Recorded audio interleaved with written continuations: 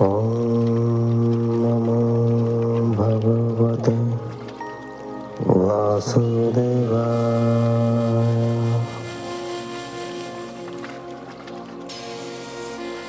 ॐ नमो भगवते वासुदेवाय।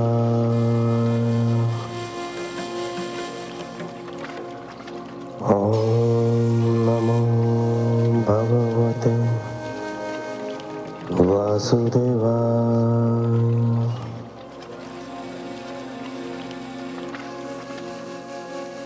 आप सुन रहे हैं हिंदू रिचुअल्स, हिंदू रीति रिवाज द्वारा प्रसारित श्रीमद् भागवत महापुराण।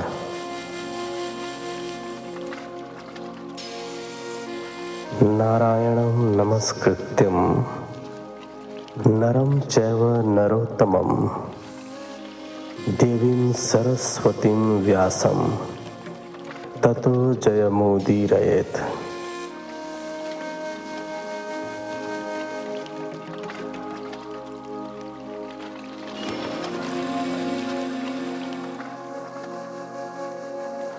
सप्तम स्कंध के इस एपिसोड में आप सुनेंगे 8वां अध्याय एवं 9वां अध्याय।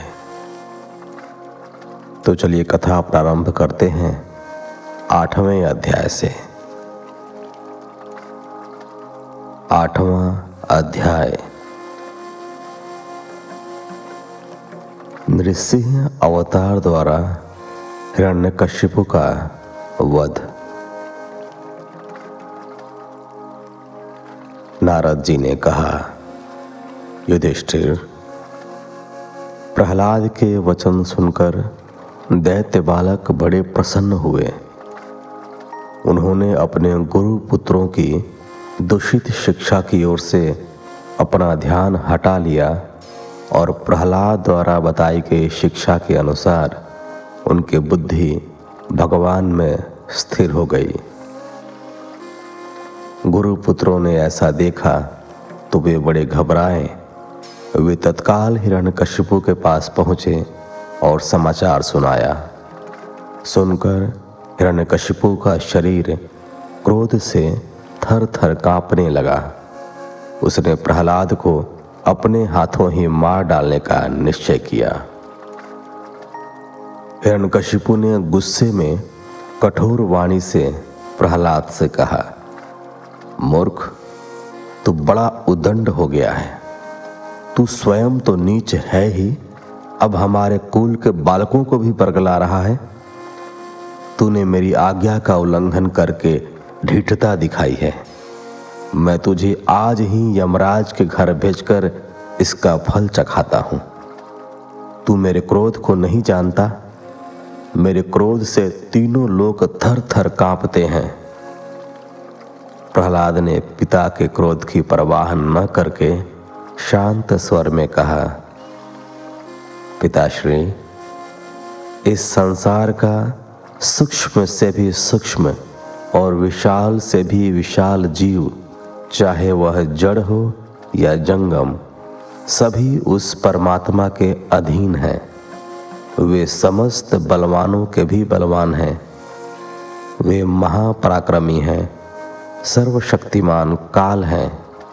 वे सभी प्राणियों के बल हैं। वे ही अपनी इच्छा शक्ति से इस चराचर विश्व की रचना करते हैं, रक्षा करते हैं और संहार करते हैं। वे ही तीनों गुणों के स्वामी हैं। मेरी आपसे प्रार्थना है कि आप अपना यह असुर भाव छोड़ दीजिए और अपने मन को सभी प्राणियों के प्रति समदर्शी बनाइए। कुमार्ग पर चलने वाला मन ही मनुष्य का सबसे बड़ा शत्रु है और क्रोध तथा अहंकार उसका सर्वनाश कर देता है। इसे छोड़कर आप भगवान की पूजा में ही अपना मन लगा दीजिए। निश्चित रूप से आपका कल्याण होगा। जो लोग अपनी इंद्रियों पर नियंत्रण नहीं रख पाते वे मूर्ख होते हैं, किंतु जो समता का और प्रेम का भाव अपना लेते हैं उनके सभी शत्रु स्वयं ही नष्ट हो जाते हैं। हिरण्यकशिपु ने कहा, अरे मूर्ख, लगता है कि अब तेरी मृत्यु निकट है। जो मरना चाहते हैं वे ही इस प्रकार की बेसिर पैर की बातें किया करते हैं। तू कहता है कि तेरा वह जगदीश्वर सभी जगह विद्यमान है। क्या वह इस खंबे में भी है तो मुझे दिखाई क्यों नहीं देता? मैं अभी तेरा सिर धड़ से अलग किए देता हूं, देखता हूं कि वह तेरा जगदीश्वर कैसे तेरी रक्षा करता है। ऐसा कहकर वह दैत्यराज अपने सिंहासन पर से नीचे उतर आया और क्रोध में भरकर उसने खंभे में लात मार दी। उसी समय खंभे से भयानक शब्द उठा। ऐसा लगा कि जैसे ब्रह्मांड फट पड़ा हो। उस शब्द को सुनकर हिरण्यकशिपु घबराकर खंभे की ओर देखने लगा। उसी क्षण वह खंभा खंड खंड होकर बिखर गया और उसके मध्य से शेर का मुख धारण किए भगवान नृसिंह विकराल रूप धारण किए हुए प्रकट हुए। वह न पूरा सिंह था न मनुष्य। उस अद्भुत प्राणी को देखकर हिरण्यकशिपु सहित वहां सभी उपस्थित राक्षसगण भयभीत हो गए। तभी भगवान नृसिंह देव अपने भयानक लंबे नाखूनों और लपलपाती जिह्वा को निकाले भयानक नाद करते हुए आगे बढ़े और उसे पकड़ने के लिए उन्होंने अपने हाथों को फैलाया। उसी समय संभल कर हिरण्यकशिपु हाथ में भारी गदा उठाए नृसिंह भगवान की ओर झपटा। उसने जैसे ही नृसिंह भगवान पर गदा का प्रहार किया, वैसे ही जैसे गरुड़ सांप को पकड़ लेता है, भगवान नृसिंह ने गदा सहित उस दैत्य को पकड़ लिया और उसे उठाकर वे द्वार की ओर चल पड़े। दैत्यराज अपने हाथ पैरों को इधर उधर पटकता रहा, पर अपने आप को भगवान नृसिंह के हाथों से नहीं छुड़ा सका। भगवान नृसिंह का भयानक अट्टहास वहां बादलों की गड़गड़ाहट के समान गूंज रहा था। सभी भयभीत होकर वह दृश्य देख रहे थे। प्रहलाद शांत भाव से हाथ जोड़े एक ओर खड़े भगवान नृसिंह में श्री हरि की छवि को निहार रहे थे। प्रेमाश्रु उनके गालों पर बह रहे थे। भगवान ने सभा के द्वार पर जाकर उसे अपनी जांघ पर गिरा लिया। उसी समय सूर्यास्त हो रहा था। भगवान ने अपने पंजों से उसकी छाती को फाड़ डाला। खून के छींटों से भगवान का मुख और गर्दन के बाल लाल हो गए थे। उस समय उनका चेहरा बड़ा विकराल दिखाई पड़ रहा था। उन्होंने उस मृत दैत्यराज का शव धरती पर पटक दिया। अन्य दैत्यों का साहस ही नहीं हुआ कि वे भगवान नृसिंह की ओर आ पाते। अपने राजा की दुर्दशा देखकर वे वहां से भाग खड़े हुए। इस समय नृसिंह भगवान का सामना करने के लिए वहां कोई नहीं था। नृसिंह भगवान धीरे धीरे चलकर हिरण्यकशिपु की राजसभा में सिंहासन पर जाकर बैठ गए। स्वर्ग के देवताओं ने उन पर पुष्प वर्षा की और वे भगवान नृसिंह की स्तुति करने लगे। ब्रह्मा ने कहा, प्रभु, आप अनंत हैं, आपकी शक्ति अपरंपार है, मैं आपको नमन करता हूं। रुद्र ने कहा, प्रभु, तुच्छ दैत्य मारा जा चुका है, अब आप अपना क्रोध शांत करें और अपने भक्त पर कृपा करें। देवराज इंद्र ने कहा, हे पुरुषोत्तम, आपने इस दुष्ट दैत्य को मारकर हमारी रक्षा की है। आप अंतर्यामी हैं। आपके प्रयास से ही स्वर्ग का राज्य हमें फिर से प्राप्त हुआ है। मैं आपको नमन करता हूँ। ऋषियों ने कहा, हे जगदीश्वर, आपने इस भोगी दैत्य को मारकर योगियों की रक्षा की है। आपका आत्म तेज हमारे ज्ञान को बढ़ाने वाला है। आप शरणागत वत्सल हैं। तपस्या की रक्षा के लिए ही आपने अवतार लिया है। हम आपको नमन करते हैं। पितरों ने कहा, हे प्रभु, हमारे पुत्र हमारे लिए पिंड दान करते हैं। यह दैत्य उसे छीनकर खा जाता था। आज आपने अपने नखों से इसका पेट फाड़कर वह सब हमें लौटा दिया है। आप ही सभी धर्मों और जीवों के रक्षक हैं। हम आपको नमस्कार करते हैं। सिद्धों ने कहा, हे नृसिंह देव भगवान, इस दुष्ट दैत्य ने अपने योग बल और तपस्या से हमारी योग सिद्धियों को छीन लिया था। आपने अपने नखों से इस घमंडी के पेट को फाड़कर हमारी सिद्धियां हमें वापस दिला दी हैं। हम आपको नमस्कार करते हैं। विद्याधरों ने कहा, हे प्रभु, यह मूर्ख दैत्य अपने बल और वीरता के घमंड में चूर था। इसने हमारी विद्याओं को क्षीण कर डाला था। आपने यक्ष पशु की भांति इसे नष्ट कर दिया। हम आपको बार बार नमन करते हैं। नागों ने कहा, हे गरुड़धारी प्रभु, इस पापी ने हमारी मणियों और हमारी श्रेष्ठ सुंदरियों को हमसे छीन लिया था। आज इसे मारकर आपने हमारी पत्नियों को छुड़ाकर हमें बड़ा आनंद पहुंचाया है। हम आपको नमन करते हैं। मनुओं ने कहा, हे देवाधिदेव, हम आपके आज्ञाकारी सेवक मनु हैं। इस दैत्य ने हमारी धर्म मर्यादा नष्ट कर दी थी। आपने इस दुष्ट को मारकर हम पर बड़ा उपकार किया है। हमें आज्ञा दीजिए कि हम अब क्या करें। प्रजापतियों ने कहा, हे परमेश्वर, आपने हमें प्रजापति बनाया है, परंतु इस दुष्ट के कारण हम प्रजा की वृद्धि नहीं कर पा रहे थे। आपने इसे मारकर सृष्टि विकास का अवरुद्ध मार्ग फिर से खोल दिया है। आपने संसार पर बड़ा उपकार किया है। हम आपको नमन करते हैं। गंधर्वों ने कहा, प्रभु, हम आपके नृत्य गान करने वाले सेवक हैं। इस दैत्य ने अपने बल से हमें अपना सेवक बना रखा था। आपने इस कुमार्गी को मारकर हमारा बड़ा कल्याण किया है। हम आपको नमन करते हैं।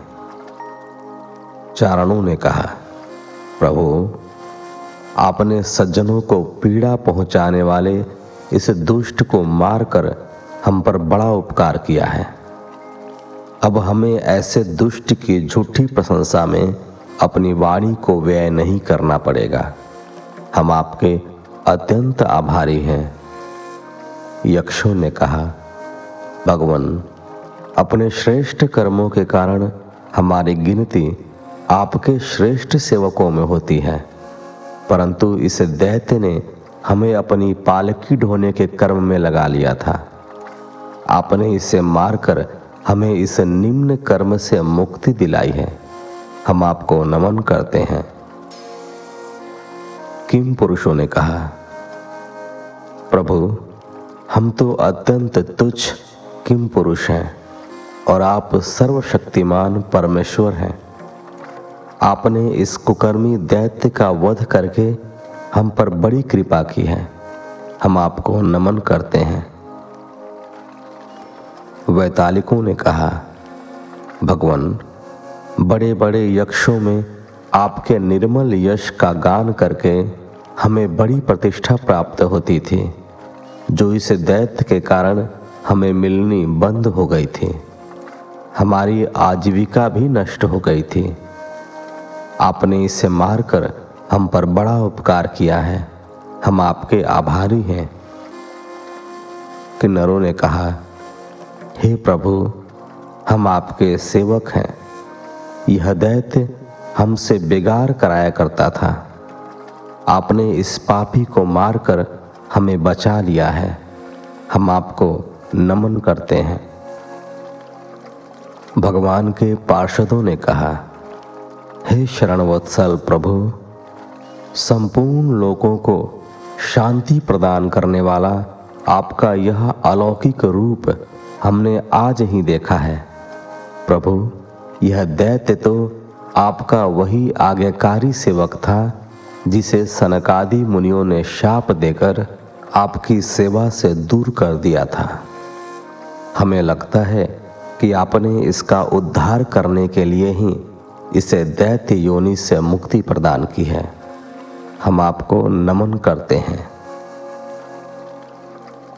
युधिष्ठिर, इस प्रकार सभी देवताओं आदि ने भगवान नृसिंह देव के क्रोध को शांत करने के लिए उनकी स्तुति की और उनके सम्मुख फल फूल आदि चढ़ाए। उनका अद्भुत रूप देखकर भयवश कोई भी उनके निकट नहीं जा रहा था। तब ब्रह्मा जी ने प्रहलाद को उनके पास भेजा कि वे उनके निकट जाकर उनके क्रोध को शांत करें।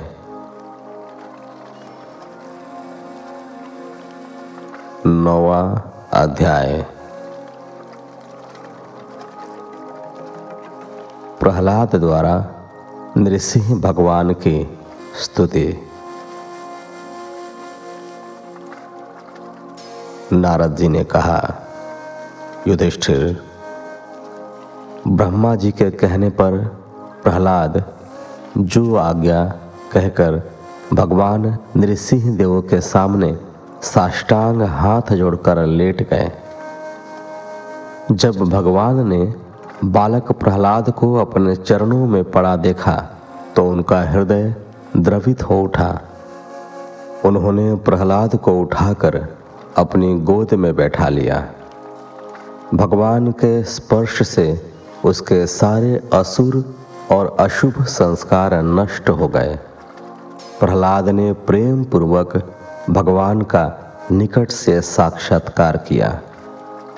प्रहलाद ने कहा, हे प्रभु, ब्रह्मा आदि देवता, ऋषि मुनि और सिद्ध पुरुषों की बुद्धि निरंतर सत्व गुणों में रहती है, फिर भी वे आपको अभी तक संतुष्ट नहीं कर सके। मैं तो वैसे भी असुर जाति में उत्पन्न हुआ हूँ। मैं नहीं समझ पा रहा हूँ कि आपको कैसे संतुष्ट करूं। कोई भी धन वैभव, कुलीनता, रंग रूप, योग तप, विद्या ओज, तेज प्रभाव, बल पौरुष और बुद्धि आपको संतुष्ट करने में समर्थ नहीं है। परंतु भक्ति भाव से तो आप गजेंद्र की रक्षा के लिए भी भागे चले गए थे। प्रभु, जो आपके चरण कमलों से विमुख है वह ब्राह्मण होते हुए भी चांडाल के समान है।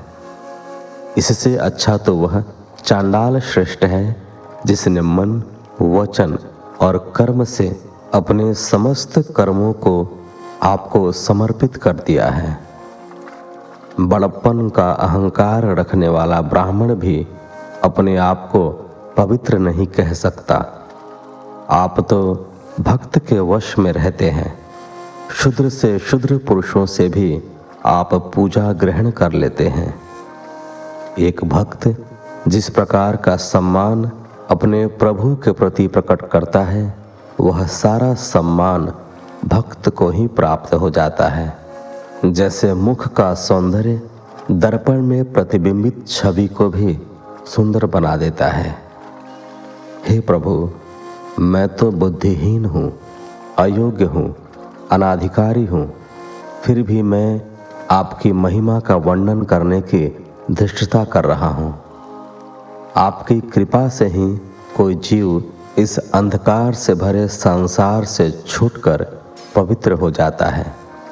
आप सत्व गुणों को धारण करने वाले हैं। सभी देवगण आपके आज्ञाकारी भक्त हैं। हम दैत्यों की तरह ये आपसे वैर नहीं करते। आप अनेक अवतार लेकर लोक कल्याण के लिए इस धरती पर अवतरित होते हैं। तरह तरह की लीलाएं करके अपने भक्तों को आनंदित करते हैं। हे प्रभु, जिस असुर के दुष्कर्मों के लिए आपने उसका वध करने के लिए यह अवतार लिया था, वह तो अब मारा जा चुका है। अब आप अपना क्रोध शांत कीजिए। इस दैत्य के मारे जाने से सभी को परम सुख की प्राप्ति हुई है। अब तो सभी देवदानव आपके शांत होने की बाट जोह रहे हैं।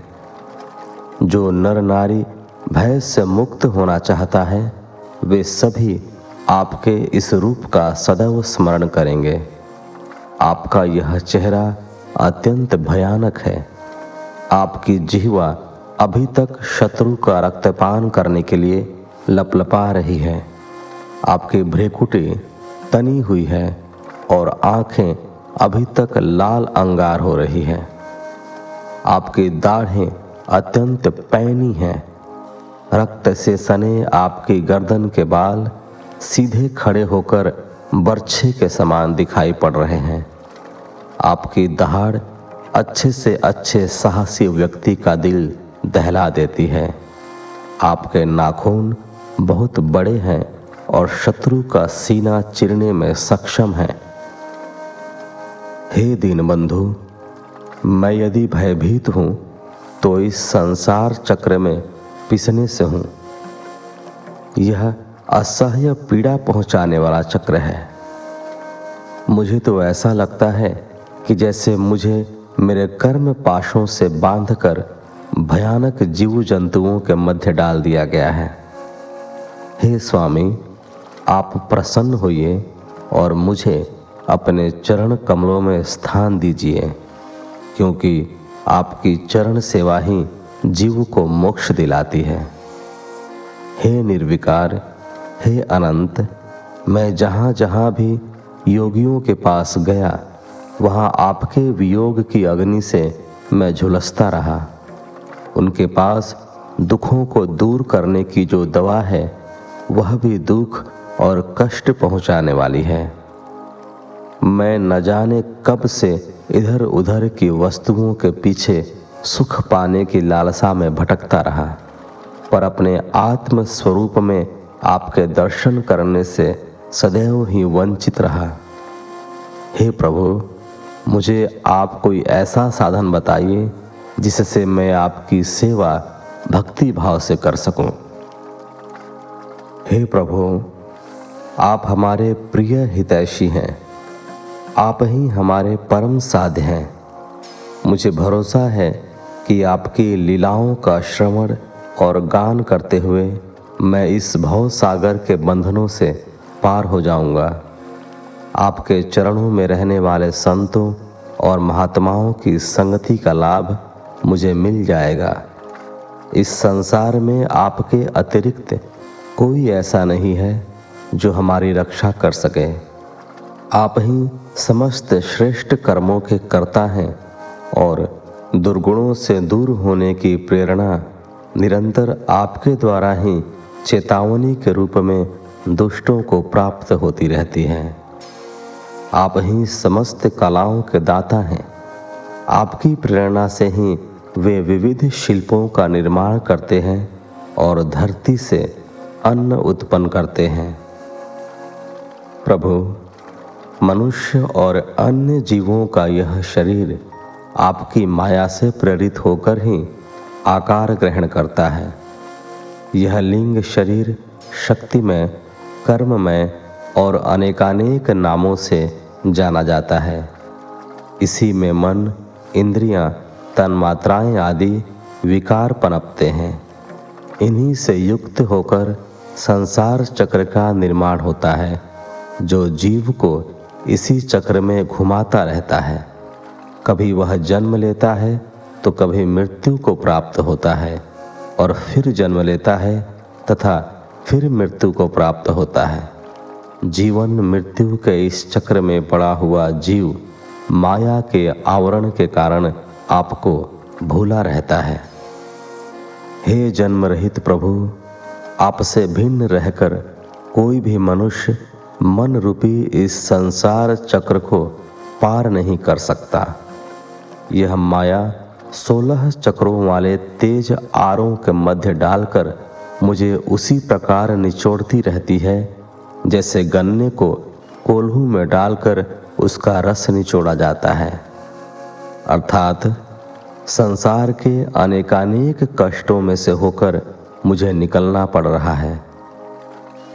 आप तो सदा चैतन्य हैं प्रभु। इस काल रूपी जीवन चक्र से आप ही मुझे बचा सकते हैं। अतः प्रभु, मुझे अपनी शरण में स्थान दीजिए। जिन स्वर्गिक सुखों के लिए मनुष्य सदैव लालायित रहते हैं, वे सभी मैं भोग चुका हूँ, देख चुका हूँ। मेरे पिता ने सभी का दिग्दर्शन मुझे कराया है, परंतु मुझे वे सभी निस्सार लगते हैं। मुझे वे नहीं चाहिए। मुझे आप अपने दासों की श्रेणी में ले लीजिए। भोगों में मेरी कोई रुचि नहीं है। वे सभी रोगों को देने वाले हैं। उनसे प्राप्त होने वाला सुख अत्यंत क्षणिक होता है। उसकी तृप्ति कभी नहीं होती। मुझे तो वह स्थायी सुख चाहिए जिसे पाने के उपरांत किसी अन्य सुख की कामना ही न रहे। हे प्रभु, आपकी कृपा अनंत है। आपके कर स्पर्श से मेरी समस्त भोग वासनाएं नष्ट हो चुकी हैं। आपके स्नेह ने मेरे हृदय में समस्त प्राणियों के प्रति प्रेम उत्पन्न कर दिया है। यहाँ कोई भेदभाव नहीं है, न जाति का न वर्ग का। सभी के प्रति मेरे मन में समान भाव है। भगवान, यह संसार तो ऐसा अंधा कुआं है जिसमें काल रूपी सर्प हर क्षण डसने की ताक में लगा रहता है। विषय भोगों की इच्छा रखने वाले असंख्य प्राणी इस अंधे कुएं में पड़े हुए हैं। मैं भी जातिगत वंश के प्रभाव से उसमें गिरने जा रहा था कि आपकी भक्ति ने मुझे बचा लिया। यह भक्ति मुझे देवर्षि नारद से प्राप्त हुई और उन्होंने ही मेरा मार्गदर्शन किया। अब मैं आपके भक्तों की सेवा करना कैसे छोड़ सकता हूँ? हे अनंत, जिस समय मेरे पिता ने अन्याय करने के लिए खड्ग हाथ में उठाया और अपने आप को ही ईश्वर कहलवाने के लिए दैत्यों और ऋषि मुनियों पर अत्याचार करना प्रारंभ किया, तभी आपने उनके और मेरे प्राणों की रक्षा करते हुए उसका वध कर दिया। भगवान, यह संपूर्ण जगत एकमात्र आपका ही रूप है।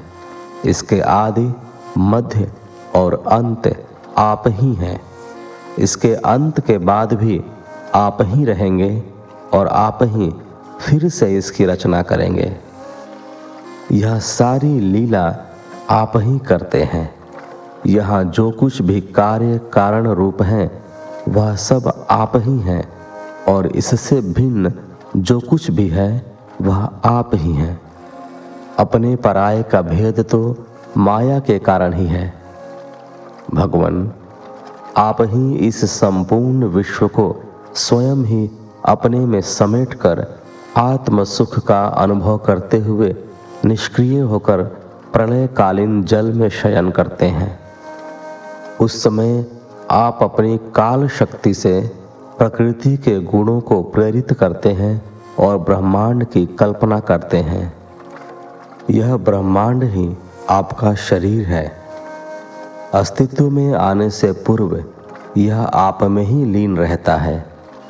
जब प्रलयकालीन जल के भीतर शेष शैया पर शयन करते हुए आप योग निद्रा की समाधि त्यागते हैं, तब वट वृक्ष के बीज के समान आपकी नाभि से ब्रह्मांड कमल उत्पन्न होता है। उस पर सूक्ष्मदर्शी ब्रह्मा प्रकट होते हैं, परंतु 100 वर्ष तक भी वे आपके रहस्य को नहीं जान पाते, क्योंकि अंकुर का उदय बीज के किस भाग से होता है इसे जान पाना बड़ा कठिन है। ब्रह्मा आश्चर्य करते हुए कमल दल पर बैठे रहते हैं। अखंड तप के उपरांत ही जब उनका हृदय शुद्ध होता है तभी वे आपके दर्शन कर पाते हैं, जैसे कोई मिट्टी में छिपी गंध को अनुभव कर पाता है। तब ब्रह्मा देखते हैं कि विराट पुरुष के सहस्त्रों मुख हैं, चरण हैं, सिर हैं, हाथ हैं और जंघाएं हैं। उनके हाथों में सहस्त्रों आयुध हैं। 14 लोक उनके शरीर में विद्यमान हैं। भगवान के इस विराट रूप को देखकर ब्रह्मा जी रोमांचित हो जाते हैं। हे प्रभु, आपने ही हयग्रीव का अवतार लेकर वेदों को चुराने वाले मधु कैटभ नाम के 2 बड़े बलवान दैत्यों का संहार किया था और वेदों को श्री ब्रह्मा जी को लौटा दिया था। वेदों की सत्वगुण श्रुतियों में आपका ही वर्णन है।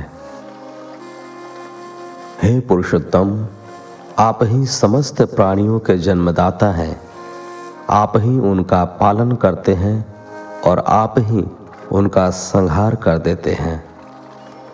समय समय पर अवतार लेकर आप प्रत्येक युग के धर्मों की रक्षा करते हैं।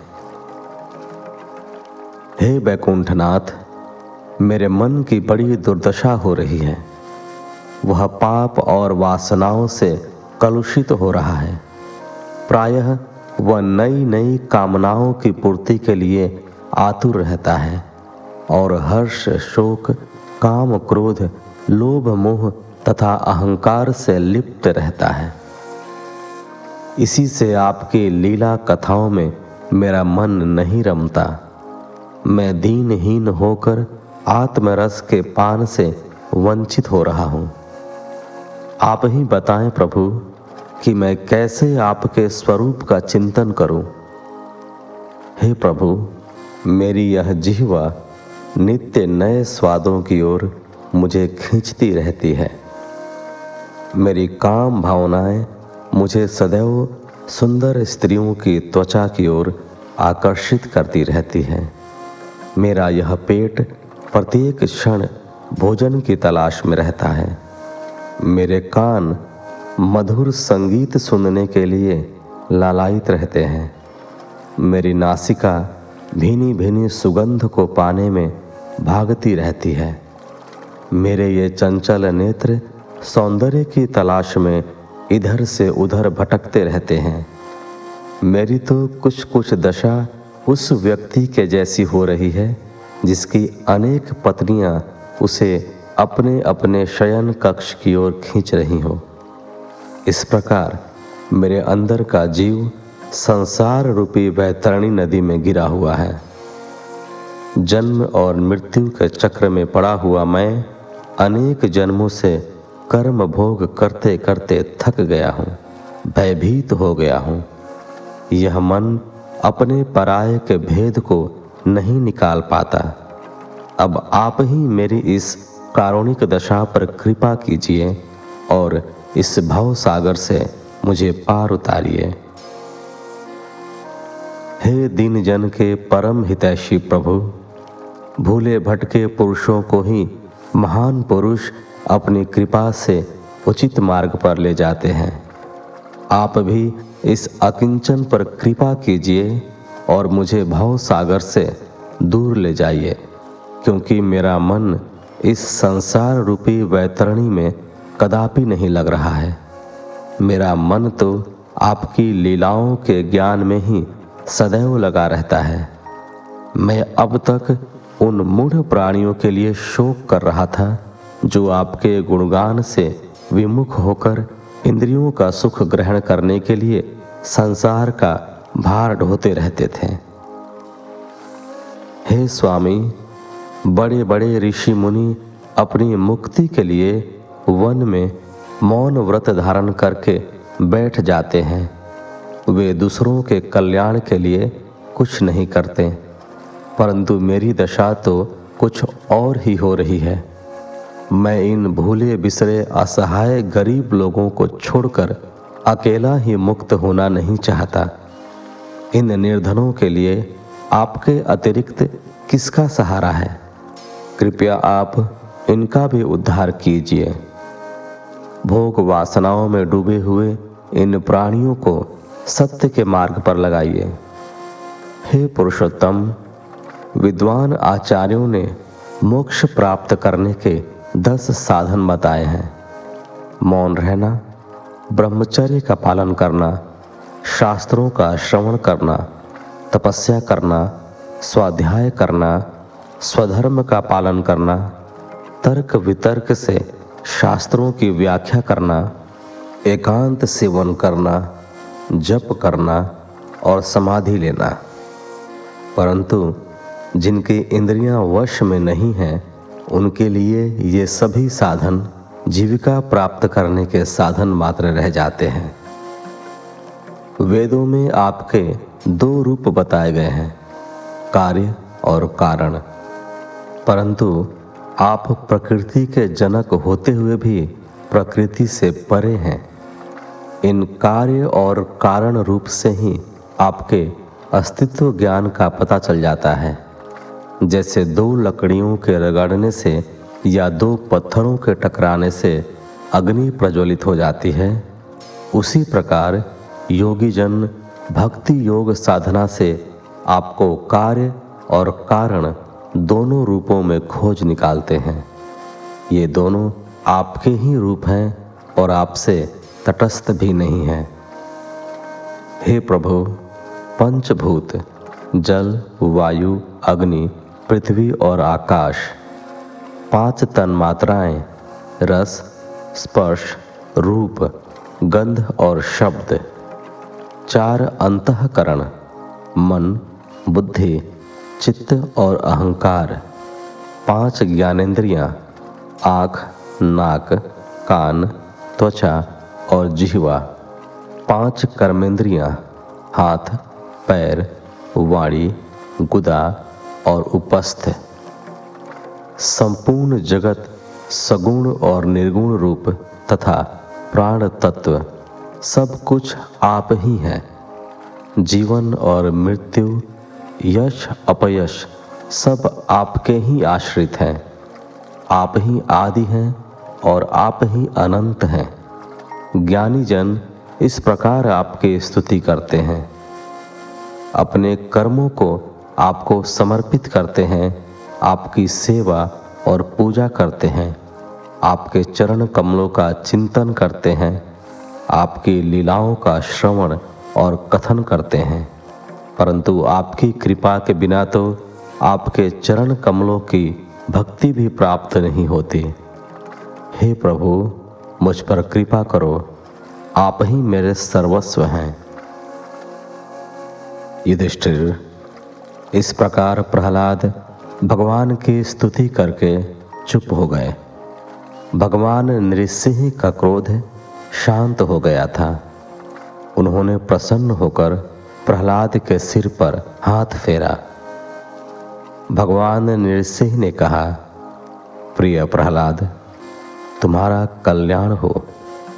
हे दैत्य श्रेष्ठ, मैं तुझ पर अत्यंत प्रसन्न हूँ। तुम्हारी जो अभिलाषा हो मांग लो। मैं समस्त जीवों की इच्छा पूरी करता हूँ, फिर तुम तो मेरे परम भक्त हो। युधिष्ठिर, भगवान ने अत्यंत प्रलोभन वाले वचन प्रहलाद से कहे, परंतु प्रहलाद ने प्रभु की भक्ति के अतिरिक्त उनसे कुछ भी नहीं मांगा।